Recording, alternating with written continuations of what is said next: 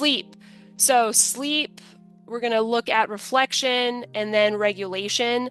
These are three areas that have been researched more in terms of menstrual cycle and the impact on those three things.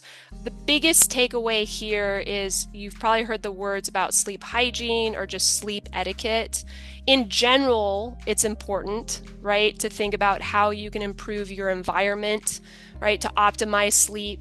What are the detractors? But again, for female physiology, knowing that that luteal phase or the 2 weeks leading up to the period, sleep just from a hormonal perspective seems to be disruptive. Being aware of that, again, just gives you more power to look at your environment, and maybe you really do love coffee. Maybe especially during that luteal phase, you're avoiding it in the late afternoon.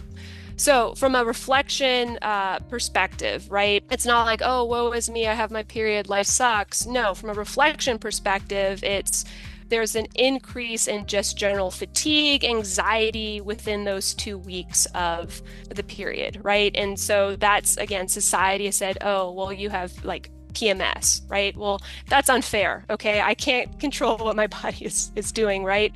But being aware of it, right? So something that you may do to help just, visualize your match, right, is very intentional reflection. Knowing that you might be a little bit more anxious or fatigued around those 2 weeks, maybe your reflection practice, you're doing more of it, right? Just to help combat those anxious feelings or fatigue. From just a regulation perspective, right? During that luteal phase, right, or the 2 weeks prior to your menstrual cycle, especially if you have a match or an important tournament, you're going to need to up-regulate yourself. And so I'm sure many of you, along with your coaches, are engaging in different breath work.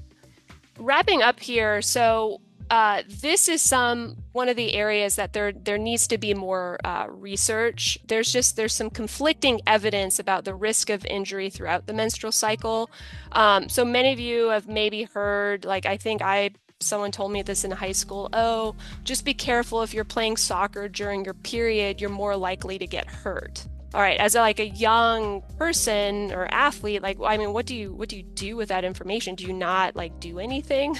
Right? But that, there has been suggestions that there are an increase in soft tissue injuries during that follicular phase. So period to ovulation. Could that be related to hormones?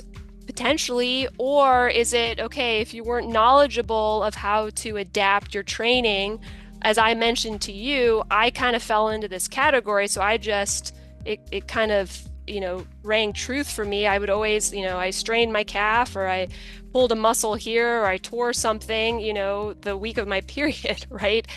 Quite honestly, what I believe, for me was a big driver in that was the fact that I wasn't being respectful of my training plan during the luteal phase, where even though I felt tired, felt fatigued, I was sore, I just kept pushing it because I've been taught not to use your period as an excuse. So again, more research has to be done. And so I think this would be an interesting area to continue to dive into.